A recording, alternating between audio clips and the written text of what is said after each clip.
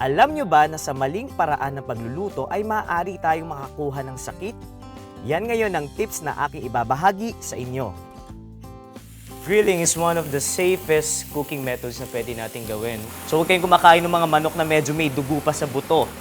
Kasi doon nagsisimula yung Salmonella and then E. coli bacteria na pwedeng mag-cause ng sakit sa inyong katawan. Most especially pag nag-grill tayo na merong uling, dapat walang direct heat or wala dapat direct na apoy na luluto dun sa karne kasi dun siya nasusunog. So ina-avoid natin na ma-burn yung pagkain natin kasi yung carcinogen, dun siya nagsisimula. Kaya tandaan natin na sa tamang paraan, mas masarap ang kainan. Ako po si Chef Francis Tolentino para sa Insta Health Tips.